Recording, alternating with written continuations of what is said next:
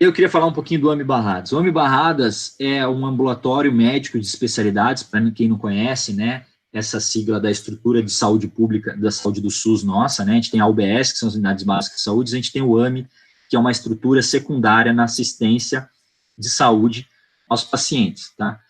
Esse AMI, ele parece um hospital, e a estrutura dele é uma estrutura de um hospital particular. É realmente um oásis no sistema público de saúde da nossa cidade, da nossa região aqui, né, da grande ABC Paulista e São Paulo. Eles têm um departamento de estomaterapia, tá, próximo, Mari, que é dirigido pela enfermeira Kimiko, que é a mais baixa, que está no centro da fotografia, tá, com as outras enfermeiras, Eliane, Elaine e Thalita. Eles têm esse centro é só de estomizados, não só urostomizados, né, mas tem estomia também da parte de colostomia. Eles têm mais de 2.000 pacientes cadastrados que fazem segmentos com eles de estomia, e não é do município inteiro de São Paulo, é da região do ABC, Zona Sul, Leste aqui, né, próximo ao ABC. E eles têm mais de 200 pacientes, eles têm cerca de 200 pacientes só com urostomia. É um dos maiores grupos do país, com certeza, com segmento de pacientes com urostomia, ou seja, pacientes que têm derivação urinária, estomia, por conta de derivação urinária. E eles têm um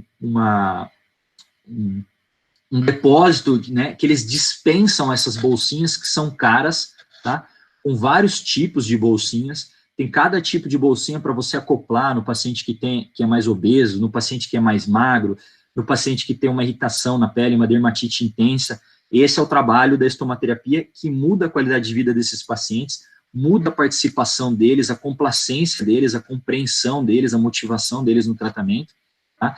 E eles ainda oferecem um suporte psicológico e educacional. Eles têm aula aos pacientes, eles têm um bonequinho que é o mascote deles lá, que é um estomizado, e eles dão a aula mostrando para o paciente, antes mesmo da cirurgia, de como que ele vai se higienizar, como que ele vai cuidar daquela estomia, né, como que ele vai acoplar a bolsa, além do suporte de enfermagem e de medicina. Próximo, Mari.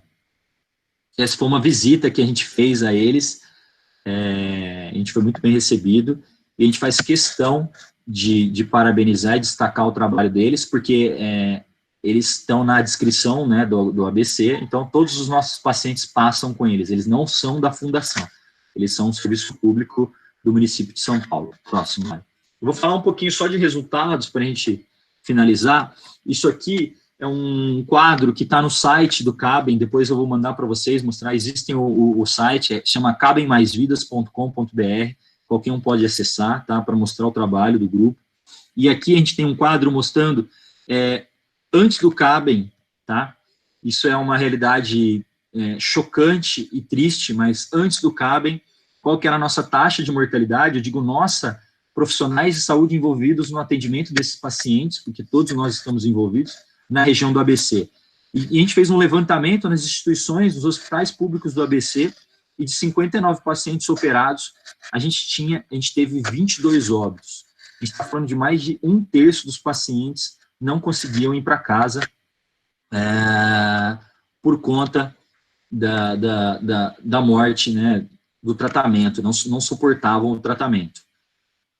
E após o Cabem aqui, né, até dezembro de 2019, a gente tinha 45 pacientes no nosso ambulatório e apenas um óbito. Então, uma redução drástica na mortalidade desses pacientes, não só em como a gente opera, mas como eu disse para vocês, todo esse envolvimento multidisciplinar na assistência e no cuidado desses pacientes. E um outro dado muito interessante, que faz diferença do ponto de vista de saúde pública e gestão em saúde, o tempo médio de internação dos pacientes antes do projeto do Cabem era de 13 dias. E hoje o nosso tempo médio é de 5 dias e meio, mostrando que a gente consegue reduzir custos, reduzir morbidade, melhorar a qualidade de vida desses pacientes, com apenas medidas que não são caras, medidas de organização na assistência desses pacientes. Juntar o que a gente já tem de bom na assistência e integrar. Próximo, Mário. E quais são os nossos próximos passos? Ainda a gente não tem uma assistência psicológica integrada desses pacientes. Nós temos já a criação do ambulatório, mas ainda que por conta da pandemia foi interrompido, ele estava no seu começo. À frente dele temos a professora Margarete Reis, que é psicóloga na faculdade, né, do nosso grupo também, é professora na faculdade, uma pessoa fantástica também, que vem desenvolvendo conosco a intervenção psicológica nesses pacientes, antes mesmo da cirurgia, com o diagnóstico do câncer de bexiga, e depois no segmento desses pacientes. E a gente vê que isso é fundamental para a gente oferecer um melhor cuidado. A gente também tem um envolvimento com a indústria farmacêutica e o pessoal da oncologia, com estudos clínicos internacionais e nacionais, multicêntricos, para a gente integrar os nossos pacientes em clinical trials com o uso de medicamentos de última geração, né, imunoterápicos e a medicina de precisão. Tá? E a gente também tem estudos, a gente se preocupa muito com a questão de gestão de saúde, né, em como que a gente pode ganhar as administrações públicas e mostrar que a gente não só consegue melhorar a assistência desses pacientes, mas a gente consegue melhorar a saúde da gestão em saúde, né, reduzindo custos, reduzindo complicações, readmissões e, consequentemente, oferecendo uma melhor assistência. Próximo, Mário. Próximo. Esse é o nosso grupo, né, operando. A gente saiu na revista da faculdade, próximo, nosso projeto, isso é uma matéria, e aqui, essa é a capa da nossa última edição da revista da URO-ABC, tá? A disciplina de urologia da ABC tem uma revista que já, esse ano está comemorando, está numa data comemorativa de 10 anos da sua fundação, tá? Eu mandei para o Gabriel, eu não sei se ele já mandou no grupo de vocês, mas eu mandei para o Gabriel para disponibilizar o PDF. Infelizmente, a gente tem a tiragem física, mas por conta da pandemia a gente não está, obviamente, distribuindo assim, mas a gente manteve a tiragem em PDF, então eu mandei. O último artigo dessa edição, do último volume, tem um artigo falando sobre o trabalho do Cabem Mais Vidas nesses pacientes, super legal, está disponível para vocês. Próximo. Esse é o artigo. Próximo. E aí, só uma última mensagem antes de acabar, eu acabo falando muito e me empolgo, mas eu gostei da frase, esse Jan Smuts foi um primeiro-ministro da África do Sul, né, falando desse comportamento nosso, em cada vez mais a gente vê o paciente de uma forma global, holística, né, e não só cada um no seu ponto, problema no cotovelo é um problema no cotovelo, problema na bexiga é um problema na bexiga, né. A tendência da natureza, através de evolução criativa, é de formar qualquer todo como sendo maior do que a soma de suas partes. Então, fica essa minha mensagem, ao final da aula. Próximo, Mari. E agradecer não só a todo mundo que é envolvido nesse projeto, que eu acho fantástico, e quem conhece sabe o quanto que isso mexe com o nosso grupo, e também agradecer a todos os nossos pacientes que fazem e estimulam a gente a continuar nesse projeto. Próximo, Mari. E obrigado. Era isso que eu tinha para falar para vocês, espero que tenha atendido e estou aberto depois às dúvidas. Queria agradecer muito, Willy. Eu fazia assim, eu faço muita questão desse tipo de reunião interdisciplinar, né? Porque vocês começam cada vez mais a ter noção, né? De como é importante. Acho que a aula do Dr. Willy ficou bem clara, como é importante a gente ter esse olhar interdisciplinar, não só nas outras áreas, mas também na oncologia, né? Então, acho que em todo momento, né, desde quando ele iniciou a aula, ficou claro que tem espaço, né? E é um espaço necessário aí que deve ser ocupado por tantos profissionais. Por isso que eu acho que é importante essas reuniões interdisciplinares da Liga, né? Das ligas, né? Então, quando eu conversei com o Vitor, que aí eu dei ideia também para a Letícia, dei a ideia também para o Gabriel, né, com a professora Cíntia e a professora Amanda, para a gente ver como é grandioso, como é vasto, né, a atuação de todos os profissionais. Tá? Então, assim, isso que eu acho que para a gente, né, como professor, como profissional da saúde, vocês como acadêmicos, a gente fica muito feliz com esse tipo de ação. E vocês viram pelo projeto, esse projeto que eles têm na urologia é assim, um projeto maravilhoso, não só pelo tanto que eles se dedicam a esse trabalho, né? Além deles serem pessoas sensacionais, eles são excelentes profissionais e são pessoas que fazem com amor. né? Então, a gente vê que um projeto muito cuidado por todos eles. O Willy encabeçou aí esse trabalho, né? Além dele ser um colega extremamente generoso, né? Vocês viram aí a apresentação dele, como foi super, contemplou várias áreas, várias questões aí em relação a esse paciente. Tá? Então, assim, eu queria agradecer, acho que a aula dele foi, assim, incrível, né?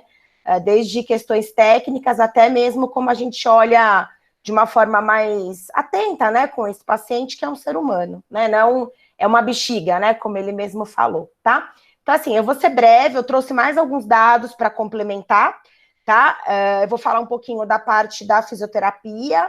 A gente ainda precisa, dentro da fisioterapia, crescer bastante dentro dessa área, inclusive mostrar mais, né, tanto do ponto de vista científico quanto da prática clínica, a colaboração com esses pacientes, tá? Uma coisa que ele mostrou, né, naquele trabalho que ele trouxe, a realidade, né, dos serviços é muito parecida. Por exemplo, eu estou com um problema atual, que inclusive ele abordou, né, naquele estudo, que é a questão do espaço físico, por exemplo. Então, eu estou numa luta, vamos dizer assim, né, com o ambulatório, não da URO, né, porque o professor Glina, os colegas super apoiam a implantação do serviço, mas a questão mesmo de logística e espaço físico, tá? Então, quando você apresentou o trabalho, eu falei, não, eu estou dentro também dessas estatísticas, tá? Porque a prática, ela é um pouco mais complexa, vamos dizer assim, né?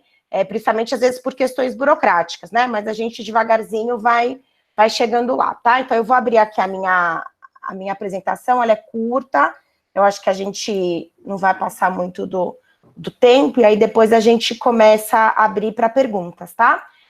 Então, vamos lá. Abriu? Abriu, tá bom, então tá. Então, eu vou começar, tá? Então, assim, o foco é trazer algumas... O Willy falou bastante coisa, já deu bastante o gancho, né, para a minha fala, então eu não vou me ater em questões técnicas, de cirurgia nem nada. Eu quero mesmo falar um pouco dessas questões do que fica, né, para a gente poder estar colaborando, né, de complicações com os pacientes que são diagnosticados e são tratados com câncer de bexiga, tá? Bom, então, como eu já falei para vocês, né, a importância dessa reunião é a gente cada vez mais levantar a bandeira, né, da interdisciplinariedade. Tem diferença, não sei se vocês fica claro, né, a diferença da multiprofissionalidade para a inter, tá? Então, a inter é o que a gente tem no grupo, né? A gente tem vários profissionais de diversas áreas da saúde, e esses profissionais, eles se comunicam e têm um bem em comum, que é o nosso paciente, tá? Então, o ideal é que a gente cada vez mais batalhe, né, os médicos, fisioterapeutas, psicólogos, TOs, enfermeiros, enfim, todos os profissionais da saúde, nutricionistas, né, para a gente conseguir aí ter esse trabalho interdisciplinar, principalmente quando a gente pensa no paciente oncológico, tá? É importante a gente ter, né, como o Eli já colocou bem, essa questão dessa visão global do paciente, para a gente tentar ao máximo aí detectar e oferecer, né, as necessidades que esse indivíduo, né, independente de quem seja esse paciente, da idade e de alguma de doença, enfim, tentar oferecer os melhores recursos para eles. Então, por isso que vocês, né, desde esse momento da graduação, é importante a gente ter esse trabalho unificado das ligas, né? Então, o pessoal da medicina, com o pessoal da física, com o pessoal da enfermagem, enfim, para a gente perceber como esse paciente precisa ser acolhido do ponto de vista profissional, tá? Então, eu reforço que é muito importante vocês, né, como membros que dirigem as ligas, que fazem parte das ligas, lutarem, né, por essa unificação de temas em comum, para cada vez mais vocês terem uma qualidade na formação e também uma qualidade na prática clínica, tá? Porque nenhum profissional da saúde, independente da qualidade do trabalho que tenha, consegue trabalhar sozinho, tá? E essas boas relações, essas boas alianças, a gente já constrói, e a nossa visão já se inicia desde das cadeiras da graduação, tá? E também, quando a gente pensa na interdisciplinariedade, a gente olhar esses temas, né, com mais profundidade, mais conhecimento, a gente acaba se inspirando aí para desenvolver novos estudos, né? A gente precisa também, ao mesmo tempo que a gente aprimora a prática clínica e a qualidade dos atendimentos, a gente também precisa pensar nas pesquisas, né? Vocês viram na apresentação dele quantos trabalhos que ele mostrou que o grupo da urologia já publicou em relação a esse assunto, tá? Então, uma boa prática clínica, um bom segmento com os pacientes, bons desenhos de estudos, né? E pessoas engajadas e motivadas, a gente tem bons resultados, tanto do ponto de vista terapêutico para o paciente, né, que ele mostrou para a gente tudo isso, assim como a gente conseguir contribuir com o crescimento, né, do aprimoramento do tratamento aí no caso do câncer de bexiga, tá? Então, eram só essas considerações que eu queria fazer antes de iniciar, tá? Bom, isso aqui eu vou começar. Então, ele já falou bastante das questões cirúrgicas, não vou me ater em técnicas, né, porque não é a minha competência, tá? E só puxando o gancho aí dessas complicações de cirurgia, né, como ele já colocou, a gente sabe que por conta de algumas lesões, né, de estruturas nervosas, enfim, de plexo, de nervos cavernosos, enfim, do próprio procedimento cirúrgico, os pacientes, eles podem ter complicações, tá? Então, por exemplo, eventos tromboembólicos, o orgasmo seco, incapacidade de ereção, infecções, as incontinências urinárias, né, que é a perda involuntária de urina, distúrbios intestinais, impacto na autoimagem corporal e fadiga, tá? Então, essas são algumas das complicações que o fisioterapeuta, o enfermeiro, o terapeuta ocupacional, o psicólogo, enfim, dependendo aí do tanto de impacto, né, que essas situações provocam na vida desse paciente, a gente vai ter aí um grupo de profissionais interagindo, tá? E aí, uma coisa que eu acho que é importante a gente falar, que algumas dessas complicações, muitas vezes, não pela questão do câncer, mas às vezes já existia na vida desses pacientes. O Willi falou uma questão importante sobre a faixa etária dos pacientes que são acometidos, né? Então, a gente sabe que é comum pessoas idosas, pelo próprio processo de envelhecimento, no caso, senilidade, né? Às vezes, uma diabetes, uma hipertensão, algum problema de alguma doença neurológica associada, as próprias limitações musculoesqueléticas que esses pacientes vão tendo, muitas vezes, o uso de outros medicamentos, que às vezes nada tem a ver com a questão do câncer, né? Podem provocar algumas dessas situações, tá? Então, às vezes a vida sexual, a qualidade de vida sexual já estava comprometida por alguma outra questão, né? Então, a mulher às vezes já tinha algum impacto ruim na função sexual, assim como o homem, tá? Às vezes, problemas de incontinência, principalmente o caso da bexiga hiperativa, tá? Problemas intestinais, por exemplo, a constipação intestinal por uso de alguns medicamentos que são usados para tratar outros problemas de doença, tá? Impacto na autoimagem corporal, às vezes pelo próprio processo de envelhecimento, a gente sabe que pode acontecer, né? A fadiga, tá? E às vezes as limitações musculoesqueléticas que esses pacientes já tinham antes de serem diagnosticados. Então, quanto pior, de uma forma geral, a gente falando, a qualidade de vida, né? Mais limitado esse corpo, né? Todas essas funções fisiológicas estiverem, e mais dessas complicações a gente tiverem sido instaladas antes, por exemplo, do diagnóstico, eu acredito que a gente vai ter aí um impacto maior depois desse momento da cirurgia, tá? Então, ainda mais no Brasil, que a gente sabe que as pessoas, no geral, não envelhecem, né? Apesar do cenário estar mudando um pouco, os pacientes acabam não envelhecendo com cuidado, vamos dizer assim. A gente não tem uma política de cuidado com os pacientes idosos, tá? Então, eu acho que é importante a gente falar sobre isso também. Bom, e aí tem alguns trabalhos que eu vou apresentar alguns dados para vocês, tá? Então, esse é o primeiro trabalho, é um segmento que avaliou quais as necessidades e como é o suporte de pacientes após cistectomia por câncer de bexiga, de acordo com a idade, o sexo e o tipo de tratamento, tá? Como resultados e conclusões desse estudo, o que eles viram? Que os pacientes mais jovens, né, mais ou menos na faixa etária de 60 anos, ficaram menos insatisfeitos com as informações do tratamento recebidas na pré-cirurgia e mais propensos a relatar complicações depois do tratamento, tá? Esse estudo também relata a falta de apoio profissional em relação às questões de orientação sobre a função sexual, tá? O impacto que essa função sexual pode trazer, como retomar a vida sexual ativa, como, de repente, seriam opções para tentar melhorar todas essas queixas sexuais, profissionais que ficassem, talvez, mais alinhados em relação a essa questão da sexualidade, tá? Esses pacientes também relataram dificuldade de autocuidado, tá? Então, em relação às questões da cirurgia, principalmente. Os pacientes com neobexiga foram mais propensos a relatar dificuldades com a incontinência urinária, lá que o Willi já falou isso, né?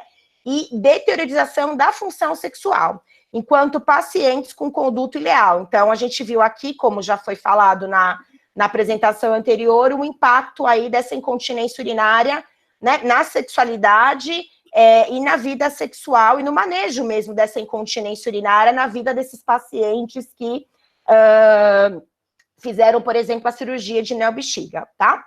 E pacientes que receberam quimioterapia tiveram uma probabilidade significativamente maior de alteração da qualidade de vida, tá? Esse outro estudo, ele mostra os resultados a longo prazo e as complicações de uma série, né, de cirurgias de neobexiga. Então, aqui dá para a gente ver que após 6 meses de cirurgia,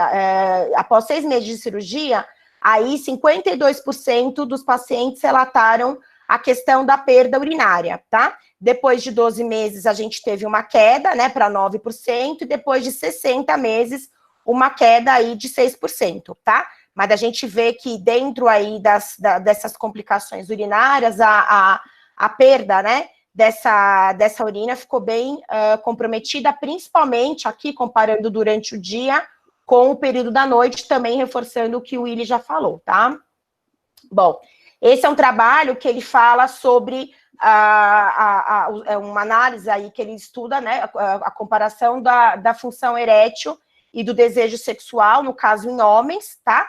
Após a cirurgia de cistoprostatectomia radical com desvio urinário, do canal ileal ou substituição ortóptica da neobexiga ileal, tá?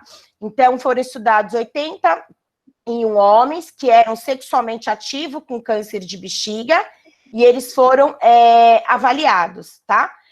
Então, foram um grupo de 82, um desvio urinário do canal ileal, um grupo de 41, e que fizeram substituição ortóptica da neobexiga de um grupo de 40, tá? Os pacientes foram avaliados 4 semanas antes da cirurgia e acompanhados por 1, 6 e 12 meses após o procedimento pós-operatório, tá? No pós-operatório, tanto os domínios para função erétil quanto para desejo sexual se mostraram, né, bastante deteriorados nos 2 grupos, tá? Então, em ambos os grupos, né, que fizeram os 2 tipos de cirurgia, mostraram aí o impacto em relação à função sexual e ao desejo, tá? Então, a substituição ortóptica de neobexiga ileal após PCR oferece melhores resultados a longo prazo em termos de função erétil e de desejo sexual. E aí, quando a gente pensa, né, na atuação do fisioterapeuta, é importante que esse fisioterapeuta, no caso, ele tenha a especialidade em atuação em disfunções pélvicas e também saiba trabalhar com pacientes oncológicos, tá? Então, para cada, assim como na medicina, né, para cada, vamos dizer assim, segmento corporal, vamos dizer, se eu posso dizer dessa forma, a gente também tem uma especialidade dentro da fisioterapia, tá? Então, não é um fisioterapeuta com formação só de graduação que tem a competência para a gente tratar, tá? Então, no geral, se é possível, a gente pode começar um trabalho já pré-operatório de orientações. Eu não achei nada na literatura sobre isso, é mais uma experiência na prática clínica, né? A gente pode começar a pensar em treinar esse assoalho pélvico, às vezes ver se esse paciente tem alguma disfunção já independente, né, da presença do câncer, ou já tinha alguma queixa, por exemplo, de perda de urina aos esforços, se tem alguma comorbidade que piora essa resposta urinária. Então, a gente já pode começar a fazer um trabalho de orientações no momento pré, né, se for necessário, tá? E no pós-operatório, se o paciente apresentar aí incontinência urinária, né? Que a gente tem pouquíssimos trabalhos na literatura sobre fisioterapia e câncer de bexiga, tá? Então, se o paciente apresentar incontinência urinária, como acontece muitas vezes, a gente vai iniciar um trabalho com ele de treinamento vesical, né? Organizando a micção programada, o retardo da micção, né? Os cuidados que ele tem que ter em relação a algumas orientações sobre ingestão hídrica, sobre hábitos de vida para evitar aí, muitas vezes, a enurese, né? A enurese que ele vai ter durante o período, né? Que é a perda urinária durante o período noturno, tá? Iniciar com os exercícios musculares, então, a partir de uma avaliação que o fisioterapeuta realiza nessa musculatura pélvica, né? Na região das mulheres, da vagina ao ânus, e do homem na região do pênis, do ânus, essa região toda da pelve. A gente tem uma avaliação específica para avaliar de uma forma mais completa essa musculatura, para ver como que está a funcionalidade desses músculos, e a partir daí, dessa avaliação, a gente vai programar exercícios, que não é um exercício que você passa igual receita de bolo, né? Todo mundo faz a mesma coisa, tá? Então, assim, dependendo de cada caso, de cada paciente, de como que são as limitações desse paciente, o quão ativo é esse paciente, se esse paciente, além dos exercícios, não precisa de alguns dispositivos para estar auxiliando ele em relação às questões de incontinência urinária, tá? Tudo isso. E a gente também tem alguns recursos dentro da fisioterapia, por exemplo, a eletroestimulação, né, que é esse aparelho aqui que tem essas sondas cinzas, tá? Então, é um aparelho que ele tem alguns programas que a gente consegue trabalhar essa musculatura de uma forma mais ativa, tá? A gente tem essa plataforma vibratória, que tem alguns estudos que mostram que ela também pode estar auxiliando esses pacientes. O biofeedback, esse daqui é um biofeedback simples, né? O pressório que a gente tem no ambulatório, inclusive da urologia, a gente ganhou esse aparelho de biofeedback eletromiográfico, que a gente consegue avaliar toda a atividade muscular de forma eletromiográfica, né, com sensores que dão a resposta para a gente dessa atividade muscular. Então, é um aparelho super requintado para pesquisa e também para resultados na prática clínica, tá? Os exercícios que a gente treina essa musculatura dessa região pélvica e as orientações de hábitos de vida, de atividade física, lembrando que esse paciente é um paciente oncológico, né? E muitas vezes, além dele ser um paciente oncológico, tem as questões da idade, tem as questões de algumas doenças que são associadas. Então, para tudo isso, esse paciente vai precisar ser bem assistido, tá? Bom, esse é um outro estudo que avalia o impacto da reabilitação funcional precoce e cistectomizados. Foram estudados 103 pacientes, foram avaliados antes da fisioterapia e depois, né, do processo de reabilitação, com o KPS, que é um questionário. Os autores usaram um teste chama PED teste, para avaliar o peso do absorvente, viram o índice de massa corpórea e as queixas que esses pacientes apresentavam, tá? Como tratamento, o que eles usaram? Treinamento da musculatura do assoalho pélvico, mais eletroestimulação, mais controle individual do treinamento vesical, orientações para o autocateterismo intermitente e o uso do absorvente. Mais treinamento funcional e dança, né, que no caso preocupado aí com a fadiga desses pacientes, né, por serem pacientes oncológicos, e aconselhamento sobre disfunção sexual e terapia de drenagem linfática, tá? Como conclusão, esse estudo, o que ele mostrou? Que teve uma melhora da continência. Então, eles viram que o PED teste, que a gente avalia de uma forma objetiva, né, o grau de incontinência urinária que esse paciente usa, eles perceberam que, comparando o PED teste inicial com o final, o absorvente começou a ficar mais leve, ou seja, o paciente começou a apresentar menos perda urinária, tá? Além da melhora da capacidade física desses pacientes e das queixas principais, tá? Então, esse estudo, o que ele sugeriu? Que quanto antes esses pacientes tiverem uma abordagem, né, principalmente pensando no período pós-operatório, mais benefícios eles vão receber em relação à melhora de todas essas questões, não só urinária, mas muitas vezes em relação à fadiga e todas as queixas que incomodam eles, tá? Esse é um outro estudo que ele usa uma plataforma vibratória, eu vou voltar só um pouquinho. A plataforma vibratória é onde está, eu não sei se vocês olham a setinha do meu mouse, é onde tem essa mulher, que ela está com uma calça branca, ela está em cima dessa plataforma vibratória, tá? Tem vários estudos que estão sendo feitos na fisioterapia sobre essa plataforma, que ela faz essa vibração e ela auxilia aí nessa recuperação melhor da musculatura, tá? Então, eu vou voltar aqui. Então, esse estudo, o que ele, como introdução, ele coloca, né? Que o tratamento de vibração do corpo inteiro associado ao treinamento específico da musculatura pélvica, ele pergunta se é eficaz nas incontinências após as cirurgias de próstata e as cirurgias de cistectomia, tá? Então, ele coloca aqui, apesar da evolução das técnicas cirúrgicas, ainda a gente tem uma incidência pós-operatória, principalmente após 1 ano, de incontinência urinária. Ele sugere um valor de 6% e 40% de incidência de incontinência urinária, tá? Por conta, muitas vezes, de déficit na função do esfíncter interno, né, do assoalho pélvico, assim como hiperatividade do detrusor, redução da capacidade da bexiga, lesões neurovasculares ou causas combinadas, tá?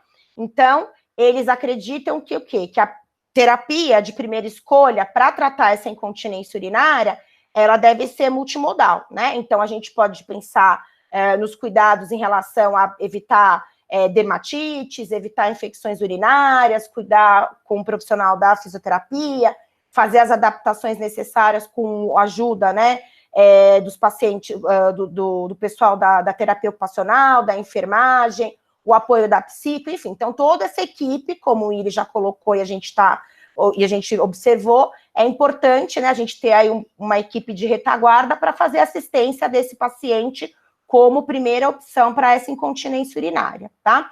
Então, ensaio clínico randomizado e controlado nesse estudo, que ele objetivou analisar a eficiência de um tratamento de reabilitação padronizado com fisioterapia, treinamento da continência guiada, tá? Com um N de 25.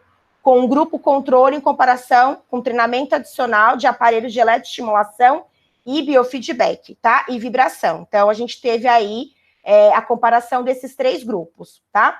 O que eles fizeram? Uma avaliação pré e pós cirurgia, né? Avaliando, a cirurgia não, fisioterapia, avaliando as perdas urinárias, também com o uso do pé de teste, e questionários específicos para incontinência urinária, que a gente tem validado alguns, que são bem eficientes também para a língua portuguesa, tá? E fizeram todo o segmento da fisioterapia por 4 semanas, tá? Que só uma observação, do ponto de vista prático, é pouco, tá? 4 semanas, mas foi o que foi proposto aí nesse protocolo. Então, o que eles viram, né? Olha só a foto da plataforma. Que apesar, né, da gente ter feito aí um mês eles terem feito um mês de acompanhamento, eles viram que os 3 grupos apresentaram melhora importante da incontinência urinária, mas o grupo que realizou o tratamento convencional, né, então os exercícios com as orientações e a terapia vibratória, né, da plataforma, eles apresentou um valor melhor, estatisticamente falando, né, mais significativo em relação aos outros 2 grupos, tá? No tratamento de vibração, todos os músculos do corpo, inconscientemente, são tensionados de forma reflexa. Esse deve ser uma contração direcionada com o paciente em pé ou sentado sobre a plataforma, por isso que eles acreditam que foi mais eficiente, tá?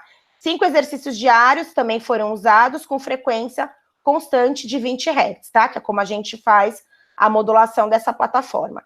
Enquanto o treinamento físico convencional envolve cerca de 40% de todas as fibras musculares e 100% dos músculos são recrutados pela vibração, tá?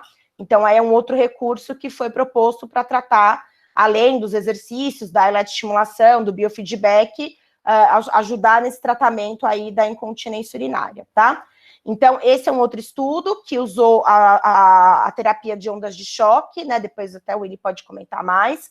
Ele objetivou avaliar o papel da terapias por ondas de choque na reabilitação peniana de homens submetidos à cistoprostatectomia, tá? Então, a incidência de disfunção erétil após cistoprostatectomia radical, não poupadora de nervos, eles colocam como uma variação de 90% a 94%, um N de 128 pacientes, que foram divididos em 3 grupos.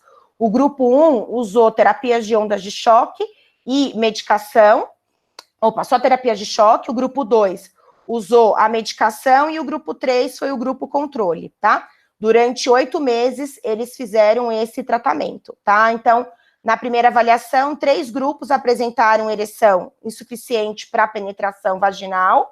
Após 9 meses, a taxa de recuperação de potência melhorou 76% nos pacientes que fizeram a terapia de ondas de choque, tá? E eles sugeriram que, nesse estudo, que a terapia de ondas de choque induz microtrauma celular, que, por sua vez, estimula a liberação de fatores angiogênicos e subsequente a neovascularização do tecido tratado. Esses achados levaram à suposição que, se aplicado aos corpos cavernosos, poderia melhorar o fluxo sanguíneo peniano e a função endotelial, estimulando a angiogênese do pênis, sem nenhum adverso efeito. Tá? Então, é isso. E aí, em relação aos níveis de fadiga, a gente tem alguns outros estudos, que acho que vale a gente comentar, tá? Em relação à fadiga muscular desses pacientes com câncer de bexiga, né, que fizeram a cistectomia. Então, a gente tem esse estudo, que o objetivo dele é analisar o impacto de exercício físico pré- e pós-operatório e da reabilitação psicossocial frente à aptidão física e qualidade de vida de pacientes com câncer de bexiga elegíveis para a cistectomia radical, tá? Então, foram colocados aí 6 estudos, 3 que falavam sobre exercícios e 3 de reabilitação psicossocial. Nesses estudos, como intervenção, eles usaram atividade aeróbica, né, com foco na melhora da força, resistência muscular e na flexibilidade, tá? Então, eles concluíram o quê? Que os efeitos positivos dos exercícios foram encontrados tanto para aptidão física, em 3 estudos, e em alguns domínios, né, de qualidade de vida relacionados à saúde e atividade de vida diária e força muscular. Tá? Então, eles são aí bem sugestivos para a implantação de exercícios, tanto no período pré- e pós-operatório desses pacientes. Esse é um outro estudo, que também ele investiga a viabilidade do exercício aeróbico de intensidade vigorosa em pacientes com câncer de bexiga antes da cirurgia de cistectomia, tá? Então, é um ensaio clínico randomizado com 60 pacientes, tá? Então, os pacientes que eram do grupo exercício, fizeram avaliação e 2 vezes por semana eles faziam o quê? Atividade física com intensidade vigorosa, 6 semanas antes da cirurgia, depois eles eram reavaliados, tá? E o grupo controle somente fez a avaliação no mesmo período. Então, a ideia foi comparar quem fez exercício com quem não fez nada, tá? Que é o grupo controle. Então, também, todo mundo aí fez uma avaliação com teste de exercício cardiopulmonar. O que esse trabalho ele mostra? Né? Que existiu uma melhora da relação entre o volume de oxigênio e frequência cardíaca e ventilação minuto, não houve efeitos adversos, então os pacientes com câncer de bexiga, eles responderam bem ao exercício aeróbico pré-cirúrgico e a melhora das variáveis de aptidão cardiopulmonar, e podem ter implicações importantes para a recuperação pós-operatória. Então, eles acreditam que o exercício no período pré-operatório, ele seja benéfico, inclusive, para a recuperação desses pacientes depois da cirurgia, né? Que o William comentou até a parceria aí do ambulatório com o pessoal da Pneuma. Eu não sei se o William depois pode até falar se ele tem experiência comparando, por exemplo, os pacientes deles que são sedentários com aqueles pacientes que faz exercício físico, né? Apesar da gente ter que ver que tipo de exercício que o paciente faz, mas a gente pode falar disso depois, tá? E esse estudo, eu acho que foi esse, William, que você... Foi o mesmo que você mostrou? Não, é outro, não foi, Mari. né? Ah, não, aquele é multicêntrico, Então, esse estudo, eles mostram em pacientes com câncer de bexiga, o mau estado funcional do paciente apresenta efeitos deletérios nos resultados do pós-operatório e no prognóstico desse paciente, tá? Então, o objetivo desse estudo foi determinar se uma intervenção multimodal, né, pré-operatória, ou seja, uma reabilitação antes da cirurgia, é viável e eficaz na cistectomia radical. Então, também tivemos 2 grupos.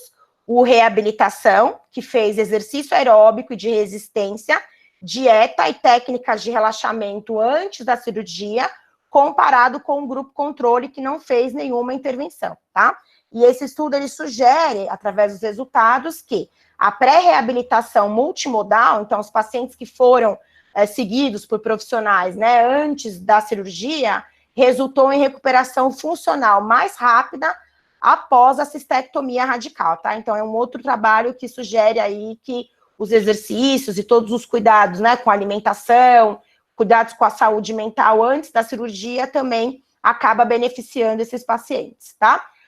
O Willi já falou bastante sobre a estomaterapia, né? Então, é só importante a gente reforçar os cuidados que esse paciente tem que ter, todo o acolhimento do profissional em relação aos cuidados físicos, né? Ao manejo com essas bolsas, ter a preocupação, né? Muitas vezes que falar, é um tratamento, vai colocar bolsa, vai tratar o câncer, mas a gente sabe que para o paciente não é assim, né? Então, a gente sabe que tem o impacto, além dos cuidados, né, de mudar o estilo de vida dessa pessoa, como ele falou, vai na praia, vai na piscina, como é que vai ter relação sexual, tá? Então, até eu estava lendo ontem à noite, eu procurando, assim, a gente começa a procurar e vai embora, né? E aí eu encontrei no Instagram umas páginas de umas moças que elas são blogueiras, e elas, inclusive, viraram blogueiras por conta das estomias, né?